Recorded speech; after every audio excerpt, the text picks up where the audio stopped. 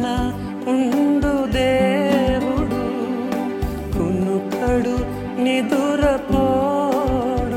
కుడి ప్రక్కన ఉండు దేవుడు, తన రేఖలపైనను మోయును. కనురేపవలె నన్ను కాయును, తన రేఖలపైనను మోయును. కనురేపవలె నన్ను కాయును, నన్ను నడిపే యేసయ్యా, నన్ను కాచే మెస్సయ్యా, నన్ను నడిపే యేసయ్యా, నన్ను కాచే మెస్సయ్యా. 2 తెస్సలోనికీ పత్రిక 3వ అధ్యాయం 3వ వచనంలో చక్కని మాట చూస్తాం. అయితే ప్రభువు నమ్మదగిన వాడు, ఆయన మిమ్మును స్థిరపరిచి దుష్టత్వము నుండి కాపాడును. దేవుడు నమ్మదగిన వాడు, ఆయన మనల్ని దుష్టత్వం నుంచి కాపాడును. యేసు ప్రభు కాపాడేవాడండి.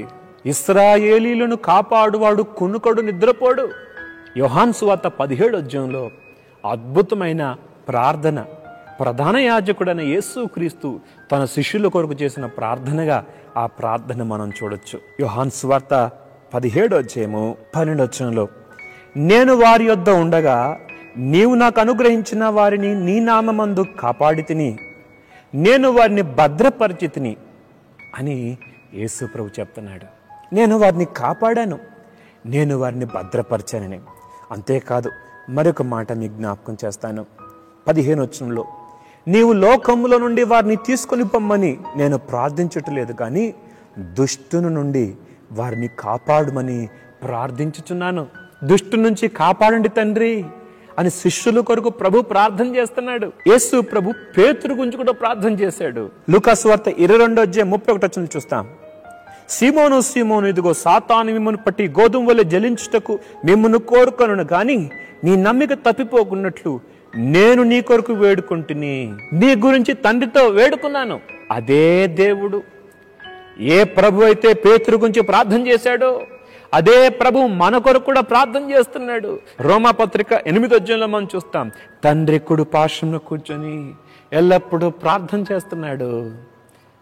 నీ గురించి నీవు తప్పిపోకుండా ఉండాలని, నీవు భద్రపరచబడాలని, నీవు దుష్టు నుంచి కాపాడబడాలని ప్రార్థన చేస్తున్నాడు. ఎంత గొప్ప దేవుడండి. ఆయన నమ్మదగినవాడు, ఆయన మనల్ని భద్రపరుస్తున్నాడు, కాపాడుతున్నాడు. ఈరోజు మనం భద్రంగా ఉన్నామంటే కారణం మన గొప్పతనం కాదు. మనం కాపాడబడుతున్నామంటే కారణము మన గొప్పతనం కాదు. హాస్పిటల్కి వెళ్ళి చూడండి, ఎంతమంది ఎంత భయంకరమైన అవస్థలు పడుతున్నారు. ఈరోజు నువ్వు ఆరోగ్యంగా ఉన్నామంటే దేవుని కృప కాదా? ఈరోజు ప్రభువులో నిలబడగలిగినామంటే అది దేవుని కృప కాదా? అతిశయించడానికి ఏదీ లేదు. కాబట్టి ఆయన కృపను బట్టి మనం స్తుతించాలి. ఆయన కాపాడుటకు నమ్మదగినవాడు. కోడి తన పిల్లల్ని తన రెక్కల కింద భద్రపరిచినట్లుగా దేవుడు మనల్ని భద్రపరుస్తున్నందునే ఈరోజు మనం కాపాడబడ్డాం. అందుకు నిజంగా మనం ప్రభుని స్తుతించవలసిన వారమైనా. దేవుడి మాటలు దించినగాక ప్రార్థన చేద్దాం. మహోన్నతులకు దేవ సర్వాధికారి, మమ్మల్ని కాపాడుతున్న, కొనుకక నిద్రపోక మా కొరకు తండ్రి కుడిపార్శ్వమున విజ్ఞాపన చేస్తున్నా ప్రభువా, ఆనాడు సీమోను పేతురు గురించి ప్రార్థన చేసినట్లుగా, శిష్యుల కొరకు ప్రార్థన చేసినట్లుగా మా కొరకు కూడా ప్రార్థన చేస్తున్నా. అందుని బట్టి వందనాలు చెల్లిస్తూ యేసు నామములో అడుగుతున్నాం తండ్రి, ఆమేన్.